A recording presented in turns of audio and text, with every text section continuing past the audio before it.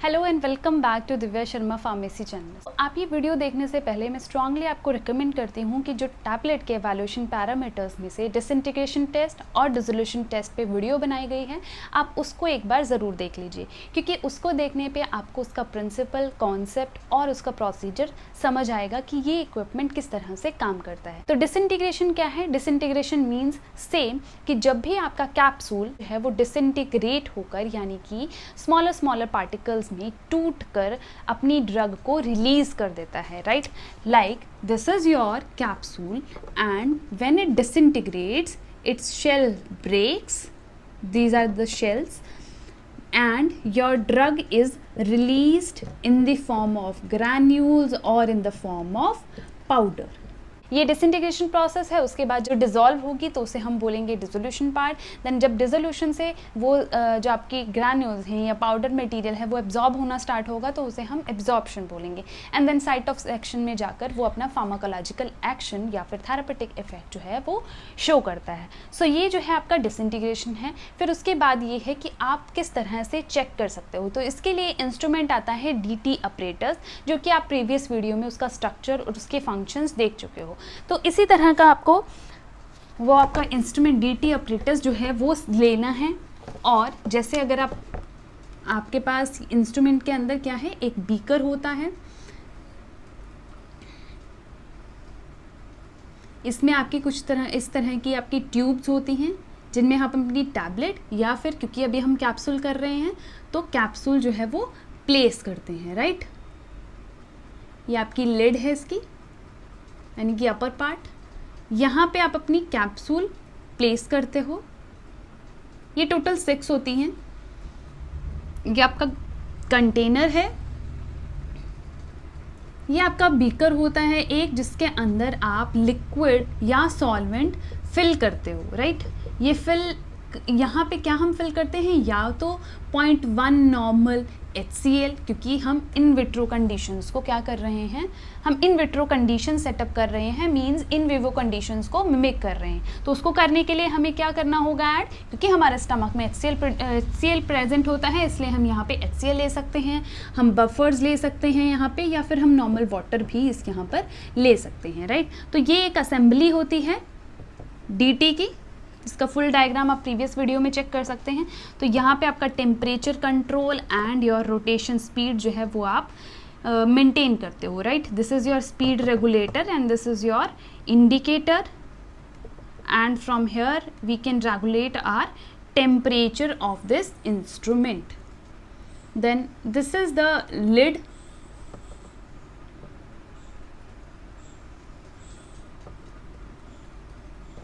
सो कुछ इस तरह का आपका इंस्ट्रूमेंट होता है। ये आपका जो है हैंडल लगा होता है, जिसकी हेल्प से ये अप साइड या फिर डाउन साइड मूव करता है। अप एंड डाउन ये मूव करेगा।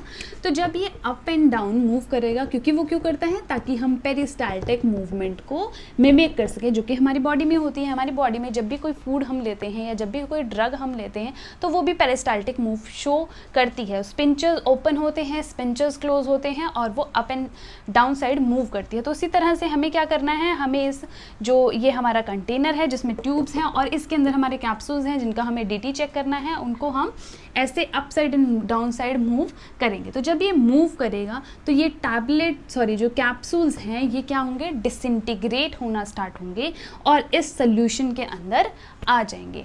अब जब ये इस सोल्यूशन के अंदर आ जाएंगे तो वो हम टाइम नोट करेंगे। जैसे ही हम इसका टेम्परेचर जनरली हम 37 डिग्री सेल्सियस रखते हैं इसका बच्चों, ±2 डिग्री सेल्सियस की ±2 डिग्री सेल्सियस जो है वेरिएशन हम ला सकते हैं, but approximately 37 degree Celsius normal temperature हम इसमें सेट कर देते हैं। रोटेशन हम सेट करेंगे कि आपकी कौन सी वाली ड्रग है। अगर आपकी ओमिप्राजोल की ड्रग है तो ऐसे के अकॉर्डिंग IP में जो भी गिवन है उसकी रोटेशन हम वो सेट कर देंगे यहाँ पे DT करने के लिए, और हम फिर उसी रोटेशन पे उसको मूव करेंगे। देन मूव करने के बाद हम क्या देखेंगे कि कुछ पर्टिकुलर टाइम के बाद, जैसे से 30 मिनट्स के बाद आपको देखना होता है कि जो हार्ड जेलेटिन कैप्सूल्स हैं आपके वो डिसइंटीग्रेट हो गए हैं या नहीं हुए हैं। अगर वो हो गए हैं तो दैट मीन्स आपका टेस्ट जो है वो पास होता है, वो इस टेस्ट को पास कर जाता है, DTU उसका क्लियर है।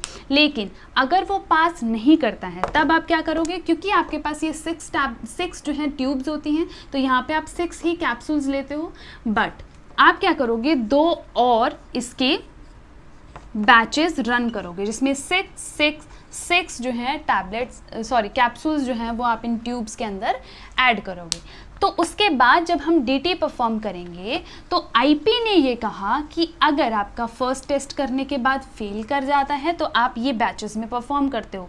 अगर इन बैचेस में परफॉर्म करने के बाद, क्योंकि टोटल ये कितनी टैबलेट्स हुई आपकी 18 टोटल कैप्सूल्स हुए, तो टोटल 18 कैप्सूल्स में से 16 कैप्सूल्स ऐसे होने चाहिए जो कि कंप्लीटली डिसइंटीग्रेट होने चाहिए इसमें, या फिर अगर कंप्लीटली डिसइंटीग्रेट नहीं है तो एटलीस्ट उनका जो कंटेंट है, इनर कंटेंट यानी कि पाउडर्ड मटेरियल, वो एटलीस्ट डिसइंटीग्रेट होकर यहाँ आ जाए। फ्रेगमेंट ऑफ शेल्स, जो कि शेल्स प्रेजेंट होती हैं, ये ऊपर वाली जेलेटिन की जो शेल्स हैं वो यहाँ पर फ्रेगमेंट के फॉर्म में यहाँ प्रेजेंट हो सकती है, बट उसका नेट जो कंटेंट है वो सोल्यूशन में आ जाना चाहिए with in time limit, right. तो अगर वो आ गया है तो दैट मीन्स वो टेस्ट पास है, अगर नहीं आया है तो दैट मीन्स वो फेल है। तो IP के अकॉर्डिंग 18 में से 16 कैप्सूल्स का अगर कंटेंट इन सोल्यूशन के अंदर एंटर हो गया है तो दैट मीन्स वो टेस्ट पास है,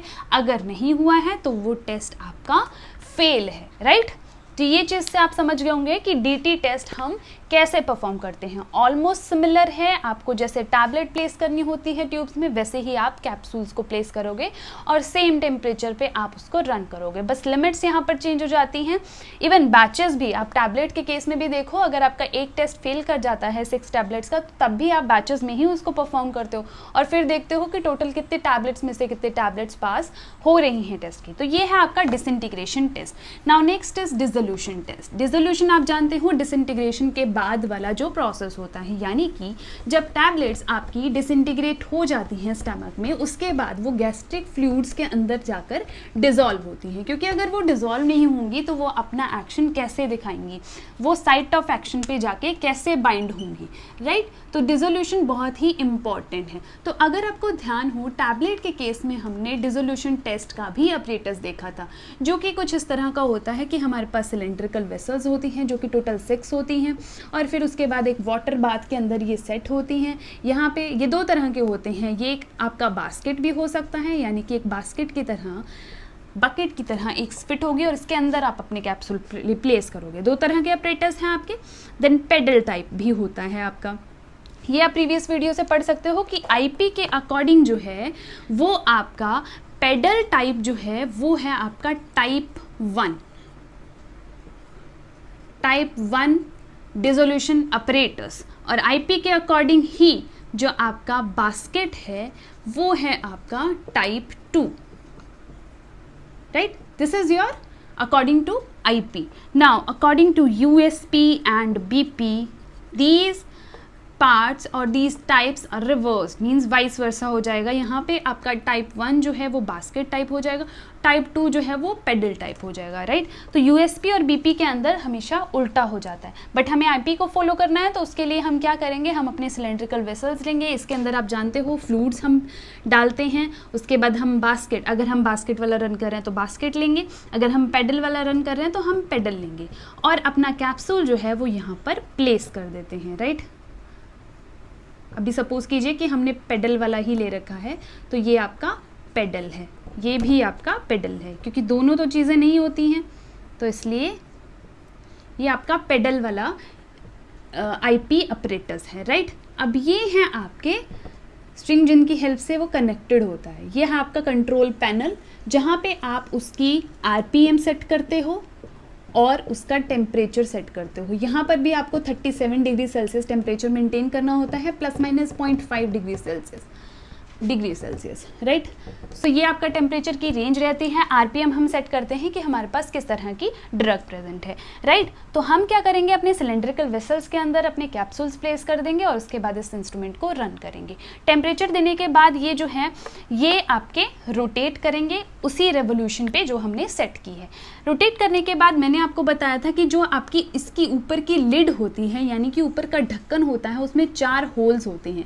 एक होल आपका स्टरर के लिए होता है जो कि मिक्स करता है सोल्यूशन को, दूसरा आपका टेम्परेचर के लिए होता है जो कि नोट करने के लिए यूज़ किया जाता है कि इसके अंदर कितना टेम्परेचर आ चुका है, कितना रीच कर गया है। 2 जो आपके होल्स होते हैं वो सैंपल को डालने के लिए या फिर सैंपल को विड्रॉ करने के लिए होते हैं, क्योंकि आप जानते हो डिसोल्यूशन के अंदर हम सैंपल को विड्रॉ करते हैं आफ्टर आवर्स इंटरवल्स। लाइक जैसे आपने फर्स्ट आवर के बाद एक सैंपल कलेक्ट किया, जैसे फर्स्ट है आपका 1 आवर का, 1 आवर का सैंपल है और आपने 10 ml सैंपल कलेक्ट किया, वो आप यहाँ से कलेक्ट करोगे और उसी टाइम पे आप 10 ml बफर जो कि यहाँ पे ऐड है वही आप बफर उसके अंदर ऐड कर दोगे, क्योंकि हम इन विट्रो कंडीशंस फॉलो कर रहे हैं और इन विवो कंडीशंस को मिमिक कर रहे हैं। तो बॉडी के अंदर कभी भी फ्लूइड कम नहीं होता है, इसलिए हम क्या करेंगे, हम वो फ्लूइड 10 ml जो बफर है वो हम तभी ऐड कर देंगे उसके अंदर।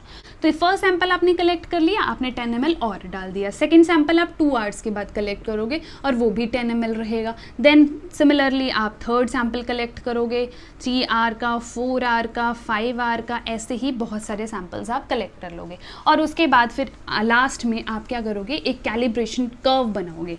इस कैलिब्रेशन कर्व से हमें पता चलता है कि कितने टेम्परेचर पे हमें हमारी जो कैप्सूल है वो कितनी रिलीज़ हो रही है, क्योंकि आप जानते हो कि जो आपका ये बनता है ग्राफ, क्योंकि आप प्रीवियस वीडियो में पढ़ चुके हैं, जो ग्राफ बनता है वो टाइम और परसेंटेज ड्रग रिलीज पे बनता है कि कितनी % ड्रग आपकी रिलीज हुई है विद रिस्पेक्ट ऑफ टाइम। अगर 1 आवर हुआ है तो like this and like this, right. तो ऐसे ऐसे ये बढ़ता चला जाता है अगर टाइम बढ़ता रहता है। तो यहाँ से आप कर सकते हो कि डिसोल्यूशन आपके कैप्सूल का कितना है, कि आर बाय आर उसका डिसोल्यूशन बढ़ रहा है या नहीं, राइट। तो आईपी ने इसकी भी लिमिट्स दी थी। आईपी ने ये बोला था कि जितना मोनोग्राफ्स में गिवन है, नाउ सपोज कीजिए आपने ये कैप्सूल जो है वो पेंटोप्राजोल लिया है। पेंटोप्राजोल एक ऐसा कैप्सूल होता है जो कि गैस को रिलीव करता है, राइट। तो पेंटोप्राजोल का कैप्सूल, उसके हमें डिजो चेक करना है। डिजो चेक करने के लिए हम मोनोग्राफ के अंदर देखेंगे कि इसको कितने आरपीएम पे चलाया जाता है, डिजो कितने आरपीएम पे इसका होता है, राइट। फिर कितने नैनोमीटर पे हम इसको चेक कर सकते हैं, क्योंकि अल्टीमेटली आप रीडिंग्स कहाँ से लोगे, यूवी से लोगे, जो कि नैनोमीटर्स में आएंगे। नाउ सपोज 260 नैनोमीटर पे चेक होता है तो हम वही रेंज यूवी के अंदर सेट कर देंगे, राइट। तो ये है, और उसके बाद फिर हम चेक करेंगे कि उसका डीजो की लिमिट कितनी है। तो अगर ये कह रहे हैं कि 4 आवर या 6 आवर्स के अंदर 70% ड्रग जो है, यानी कि 70% ड्रग्स मीन्स योर पेंटोप्राजोल, कि 70% पेंटोप्राजोल रिलीज होना चाहिए 6 आवर्स में। तो अगर वो 6 आवर्स में 70% रिलीज नहीं हो रहा है, that means your dissolution test for pantoprazole is failed. And if it passes this limit, मतलब 6 आवर्स में वो 70%, 75% से 80% तक ड्रग रिलीज कर पा रहा है, इसका मतलब आपको पेंटोप्राजोल का डीजो पास हो गया है। तो ये है आपका DT test for capsules and disso test for capsules. तो मैं फिर भी आपको स्ट्रांगली रिकमेंड करूंगी कि आप प्रीवियस वीडियो ज़रूर देखें। जो भी टैबलेट के इवैल्यूएशन पैरामीटर्स हैं उनको अच्छे से सुनिए, क्योंकि वहीं से आपको बेसिक कॉन्सेप्ट या बेसिक प्रोसीजर क्लियर होगा। बट स्टिल अगर आपको यहाँ से भी कोई प्रॉब्लम आती है या लिमिट्स में कोई प्रॉब्लम है तो आप मुझे कमेंट सेक्शन में कमेंट करके बता सकते हैं। Thank you so much.